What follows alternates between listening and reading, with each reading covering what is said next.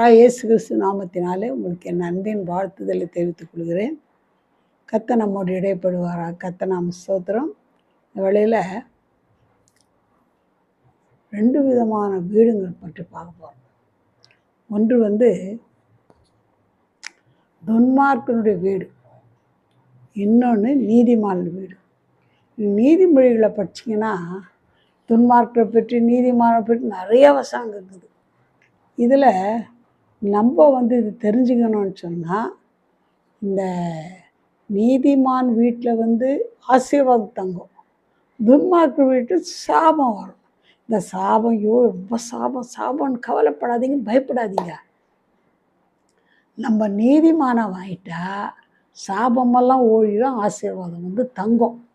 நீதிமானுடைய சிரசின் மேல் ஆசீர்வாதம் தங்கன்றது. அப்படின்னா என்ன அர்த்தம்னா, வந்து போகாது, தங்கிடும். அப்படியே சிரசின் மேலே ஆசீர்வாதம் தங்கிடும். யாருக்கு? நீதிமானுக்கு. பாருங்கள், நீதிமொழி 3ஆம் அதிகாரம் 33ஆம் வசனம். துன்மார்க்கருடைய வீட்டில் கர்த்தரின் சாபம் இருக்கும், எங்கேயும் போகாது, வீட்டிலே இருக்கும். அப்போது சாபம் என்ன ஆகும்னா, இப்போ வியாதி மேலே வியாதி, வந்த மாதிரி பிரச்சனை மேலே பிரச்சனை, ஏதோ ஒரு கவலை, கண்ணீர், ஒரே குழப்பங்க, அந்த மாதிரி இருக்கும். அந்த சாபம் யார் வீட்டில்? இந்த துன்மார்க்கருடைய வீட்டில். அதே நேரத்தில் நீதிமானுடைய வாசஸ்தலத்தையோ அவர் ஆசீர்வதிக்கிறார். நீதிமானுடைய வாசஸ்தலம் அப்படி இருக்கிற இடத்த, அவர் குடும்பத்தை கர்த்தர் ஆசீர்வதிப்பார். அப்போது நீதிமானுடைய சிரசின் மேல் ஆசீர்வாதத்தாங்க நம்ம நீதிமானாக நடந்துக்கணும்னு கர்த்தர் விரும்புகிறார். அது மட்டும் இல்லை, நீதிமான பசினால் வருந்து விடவே மாட்டார், பசியாக விட மாட்டார்.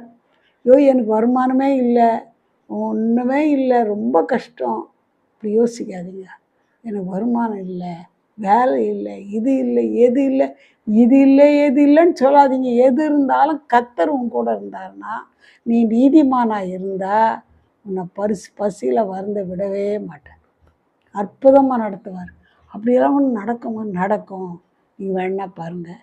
சரி, அப்போது நீதிமான வீட்டில் தான் ஆசீர்வாதம் இருக்குது, துன்மார்க்க வீட்டில் சாபம் இருக்குதுன்னா நம்ம என்ன பண்ணுறது? நம்ம முதல்ல நீதிமானாக இருக்கிறோமா இல்லையா? நீதிமானாக மாறணும். எல்லாரும் நீதிமான் கிடையாது. உலகத்தில் பிறந்தவங்கெல்லாம் பாவம் செய்து தேவ மகிமை அற்றவர்களானாலும் வேத வசனம் சொல்லுது. பாருங்கள், ரோமர் அதிகாரம் 23ஆம் வசனம். எல்லோரும் பாவம் செய்து தேவ மகிமை அற்றவர்களானார்கள். அப்படின்னா உலகத்தில் இருங்க எல்லாரும் பாவம் செய்தது தான். நான் என்ன பாவம் செய்தேன், யாருக்கு துரோகம் பண்ணேன், அப்படியெல்லாம் பேசாதீங்க. உலகத்தில் பிறந்தவங்கெல்லாம் பாவம் செய்தவங்க தான், பாவங்கள் தான். ஆனால் இன்னொரு அதே ரோமர் 3:24 இலவசமாய் அவருடைய கிருபையினாலே கிறிஸ்து இயேசுவில் உள்ள மீட்பை கொண்டு நீதிமான்களாக்கப்படுகிறார்கள். எப்படியா? ஃப்ரீ ஆஃப் காஸ்ட், இலவசமாய் அவருடைய கிருபையினாலே கிறிஸ்து இயேசுவில் உள்ள மீட்பை கொண்டு நீதிமான்களாக்கப்படுகிறார்கள். இது என்னது, இப்படியெல்லாம் இருக்குமான்னு யோசிக்காதீங்க. சில கிறிஸ்துவங்களுக்கே கூட தெரியாது. அதெல்லாம் நான் கிறிஸ்துவ குடும்பத்தில் பிறந்துட்டுருக்கிறேன், எங்கள் அப்பா அம்மாலாம் கிறிஸ்துவ தான், தாத்தா பாட்டியெல்லாம் கிறிஸ்துவ இருக்கலாம், ஆனாலும் பாவிங்க தான் வசனம் சொல்லுது. இப்போ என்ன செய்யணும்? இன்னொரு வசனம் பாருங்கள், ரோமர் 4:25 அவர் நம்முடைய பாவங்களுக்காக ஒப்பு கொடுக்கப்பட்டும் நாம் நீதிமான்களாக்கப்படுவதற்காக எழுப்பப்பட்டும் இருக்கிறார். அவர் நம்முடைய பாவங்களுக்காக அவர் என்ன பண்ணியிருக்காராம்? ஒப்பு கொடுக்கப்பட்டார். அவர் யாரும் பிடிக்க முடியாது, சிலுவையில் போய் அறையவே முடியாது, அவ்வளோ பவர்ஃபுல். ஆனால் அவர் நம்ம மனம் திரும்பணும், ரட்சிக்கப்படணும், நீதிமானாக்கப்படணும், நம்ம பாவங்களுக்காக ரத்தம் சிந்தணுன்றதுக்காக அவர் என்ன நம்முடைய பாவங்களுக்காக ஒப்பு கொடுத்துட்டார். சிலுவை மரணத்துக்கு ஒப்பு கொடுத்துட்டார். அது மட்டும் இல்லை, நம்ம நீதிமான் ஆக்கப்படுவதற்காக எழுப்பப்பட்டும் இருக்கிறார். அப்போது சரி, நம்ம தெரிஞ்சுக்கணும், இயேசுவின் ரத்தத்தினால தான் மீட்பு. இயேசுவின் இரத்தத்தினால் தான் ரட்சிப்பு. இயேசுவின் இரத்தத்தினால் மீட்கப்பட்டால் தான் நீதிமானாக்கப்படுறோம் வசனம் சொல்லுது.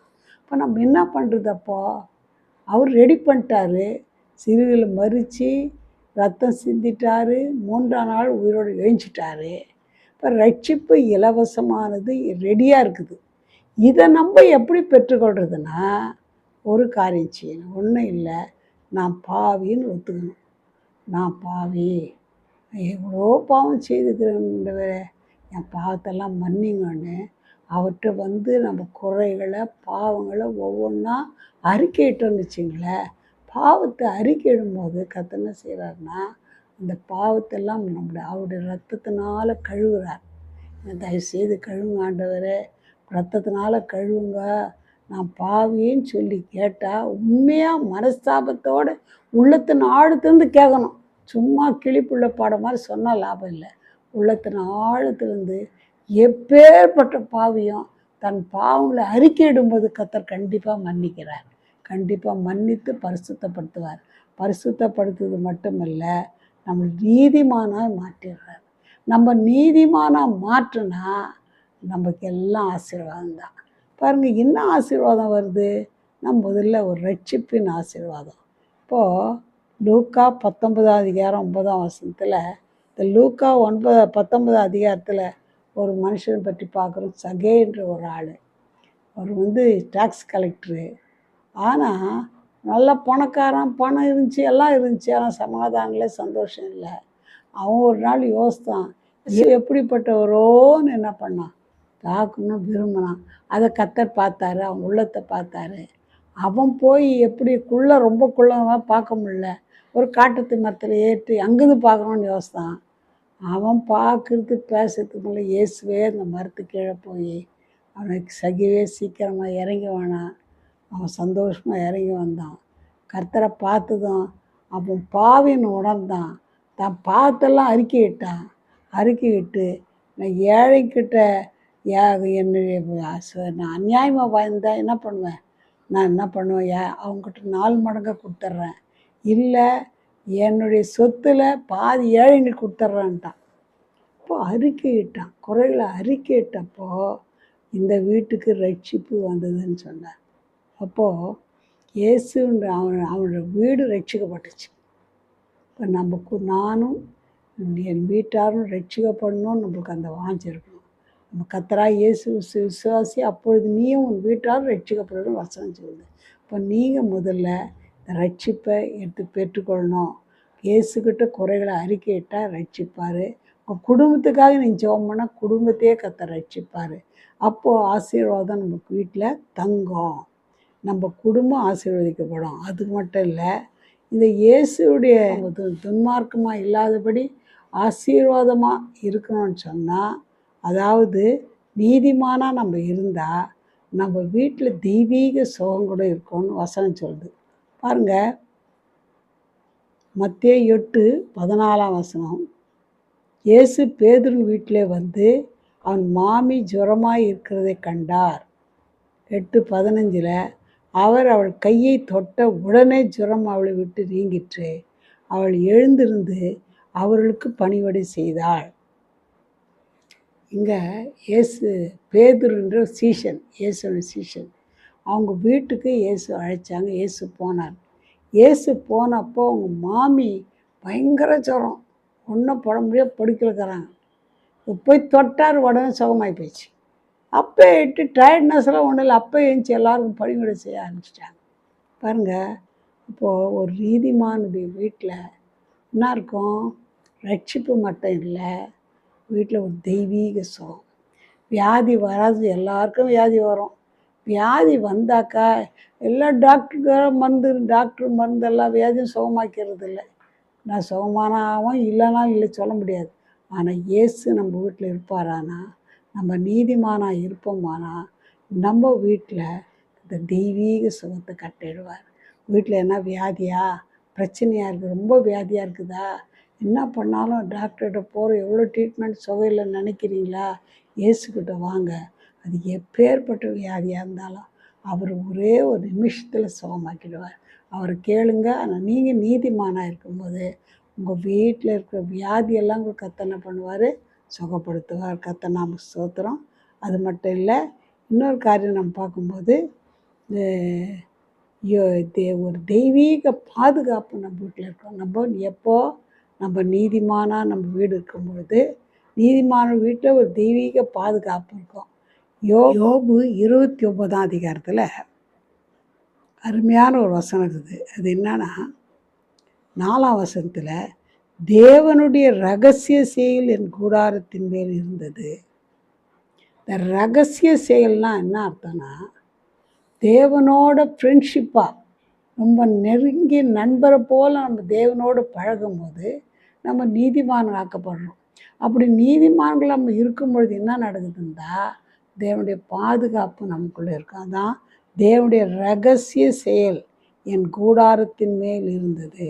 இப்போ கர்த்தரோடு நம்ம ஃப்ரெண்ட்ஷிப்பாக இருக்கும்போது, கர்த்தரோடு ஐக்கியமாக இருக்கும்போது, கர்த்தரோடு நடக்கும்போது, நம்ம நீதிமான்களாக இருக்கும் பொழுது கர்த்தர் என்ன பண்ண ஒரு ரகசிய செயல் நம்ம வீட்டு மேலே இருக்கும். இது யோபு 29 நம்ம 4ஆம் வசனத்தில் நம்ம பார்க்குறோம்.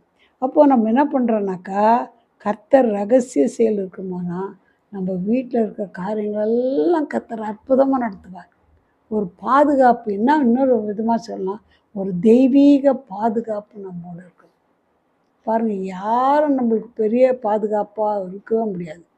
தெய்வன் நம்மளோடு இருக்கும்போது, கர்த்தர் நம்மோடு இருக்கும்போது, நம்ம நீதிமானாக இருக்கும்போது, கர்த்தரோடு நம்ம நடக்கும்போது, நம்ம குடும்பம் கர்த்தரோடு வாழும்போது ஒரு தெய்வீக பாதுகாப்பை கர்த்தர் கட்டளையிடுவார். இது ரொம்ப முக்கியம். எங்கேனா எதுவாக இருந்தாலும், பகலில் சூரியனாகிலும் இரவில் நிலவாகிலும் கூட உன்னை சேதப்படுத்தாது. அவர் நம்மோடு கூட இருப்பார், நம்ம பாதுகாப்பார். போகையிலும் ஆசீர்வதிக்கப்பட்டிருப்பார், வருகையிலும் ஆசீர்வதிக்கப்பட்ட வசனம் சொல்லுது.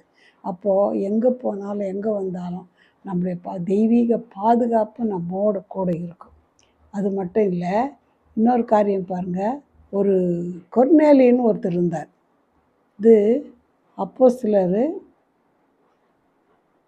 10ஆம் அதிகாரம் 2ஆம் வசனம் 3ஆம் வசனத்தில், அவன் தேவ பக்தி உள்ளவனும் தன் வீட்டார் அனைவரோடும் தேவனுக்கு பயந்தவனுமாயிருந்து ஜனங்களுக்கு மிகுந்த தர்மங்களை செய்து எப்பொழுதும் தேவனை நோக்கி ஜெபம் பண்ணி கொண்டிருந்தான்.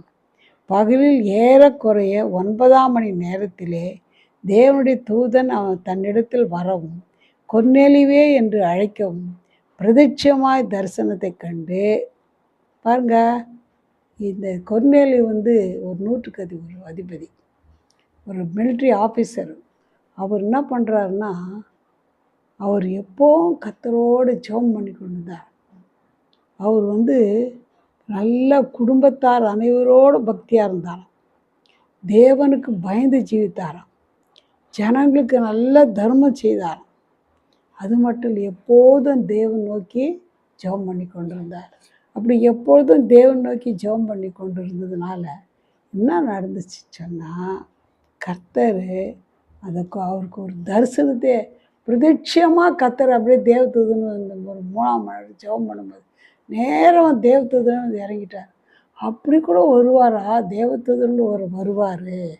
அன்னைக்கு கொர்நேலிக்கு வந்தது மாதிரி இன்றைக்கி கூட நீங்கள் குடும்பத்தோடு பக்தியாக இருக்கும்போது, தேவனுக்கு பயந்து ஜீவிக்கும்போது, கர்த்தர் நீதிமானாக இருக்கும்பொழுது, எப்பொழுதும் ஜெபம் பண்ணி தர்மம் பண்ணும்போது, அன்னைக்கு கொர்நேலியின் வீட்டில் பிரத்யட்சமாக ஒரு தரிசனம் அவன் கண்டது போல் நம்ம வீட்டோட கர்த்தர் தரிசனம் ஆவார். உங்களுக்கும் தரிசனம் காட்டுவார். அவர் தரிசனமாகி உடனே வீட்டு அட்ரஸ்ஸு, அந்த பேதுரு கூட்டினர் சொல்கிறதுக்கு வீட்டு அட்ரஸ் எங்கே இருந்தார் ஏது எல்லாமே சொல்லி அனுப்பிச்சி அவர் வந்ததுனால அவர் அவங்க உறவினர் உற்றார் நண்பர்களெல்லாம் கூட்டி சேர்த்து அவங்களுக்கு அவர் வசனம் சொல்லும் போதே என்ன பண்ணாங்கன்னா, இப்படி எல்லாரும் குத்தப்பட்டு எல்லாம் மனம் திரும்பி ரட்சிக்கப்பட்டு எல்லாரும் பரிசுத்தாவினால் நிரப்பப்பட்டு ஞானஸ்நானம் பெற்றாங்க. அவ்வளோ பெரிய ஒரு ஆசீர்வாதம் வந்தது. அதனால் நம்ம கூட கர்த்தர் இருக்கும்போது கர்த்தர் நம்ம என்ன தரிசனம் கொடுப்பாரு. அது மட்டும் இல்லை, பெரிய ஆசீர்வாதத்தை கூட கர்த்தர் நம்மளுக்கு தருவார். அது மட்டும் இல்லை, இன்னொரு கர்த்தர் விரும்புகிறாரு, நம்ம நானும் என் வீட்டாருமோ என்றால் கர்த்தரையே சேவிப்போம்னு யோசுவான்ற ஒரு பக்தன் இருந்தார். அவர் சொல்கிறாரு, கர்த்தரை சேவிக்கிறது உங்கள் பார்வைக்கு ஆகாததாய் கண்டால் பின்ன யாரை சேவிப்பீர்கள் என்று இன்று தெரிந்து கொள்ளுங்கள். நதிக்கப்புறத்தில் உங்கள் பிதாக்கள் சேவித்த தேவரை சேவிப்பீர்களோ? நீங்கள் வாசம் பண்ணுகிற தேசத்தின் குடிகளாகிய எமோரின் தேவர்களை சேவிப்பீர்களோ? நீங்கள் எதை சேவிப்பீங்களோ? நானும் என் வீட்டாரும் என்றால் கர்த்தரையே சேவிப்போம். நம்ம கர்த்தரையே சேவிக்கும் போது, நம்ம நீதிமானாக இருக்கும் பொழுது நம்ம வீட்டில் ஆசீர்வாதம் தங்கும். நம்ம இப்போ ஜெபிக்க போகிறோம். நீங்கள் எந்த பிரச்சனைலாம் கவலைப்படாதீங்க. எல்லாவற்றையும் மாற்ற அவரால் முடியும். கர்த்தாவே ஸ்தோத்திரிக்கிறோம். எங்களை நேசிதான பரம்பிதாவே, இந்த வேளையில் இவ்வளோ பிரச்சனை மத்தியில் ஆண்டவரே, குழப்பங்கள் மத்தியில், வியாதி மத்தியில், வேதனை மத்தியில் ஆண்டவரே மக்கள் கஷ்டப்படுறாங்கப்பா. அதை நினைத்து தானப்பா எங்கே ஆசீர்வாதம் வரும் என்று கர்த்தாவே நீங்கள் தெளிவாக பேசுனீங்கப்பா. அதற்காக ஸ்தோத்திரிக்கிறோம். இதை கேட்ட ஒவ்வொருவரையும் ஆசீர்வதிங்கப்பா. ஒவ்வொருவரையும் கர்த்தாவே இந்த இலவசமாய் கொடுக்குற இந்த ரட்சிப்பை பெற்றுக்கொள்ள, பாவ மன்னிப்பை பெற்றுக்கொள்ள இலவசமாய் நீதிமான் ஆக்குகிறே, அந்த நீதிமான் ஆக்கப்பட நீங்கள் உதவி செய்யுங்கப்பா. நீதிமானோட வீட்டத்தில் ஆசீர்வாதம் தங்கும் சொன்னீங்கப்பா. ஆண்டவரே, நீதிமானை எப்படி ஆசீர்வதிக்கன்னு நாங்கள் பார்த்தோம்ப்பா. இதை கேட்குற ஒவ்வொருவருடைய வீட்டில் ரட்சிப்பு வரட்டும். ஒவ்வொரு வீட்டிலும் கர்த்தாவே சமாதானம் வரட்டும். ஒவ்வொரு வீட்டிலும் கர்த்தாவே ஸ்தோத்திரிக்கிற ஐயா, அற்புதங்கள் நடக்கட்டப்பா. வியாதியிலேருந்து சுகம், தெய்வீக சுகம் வரட்டுமப்பா. எந்த பிரச்சனை இருந்தாலும் பிரச்சனைகளை மாற்றுங்க, அற்புதம் செய்யுங்க, பாதுகாத்து கொள்ளுங்க. ஆண்டவர் ரத்த கோட்டைகளை வைத்து கொள்ளுங்கப்பா. ஆண்டவரே, சமாதானத்தோடு காத்துக்கொள்ளுங்கப்பா. வியாதி, வேதனை, பிரச்சனை, ஆண்டவரே கோர்ட்டு கேஸு, ஆண்டவரே இதில் கடன் தொல்லை இப்படி கஷ்டப்படுகிறாங்கப்பா. இந்த பிரச்சனை வெளியில் வர முடியலன்னு நினைக்கிறாங்க.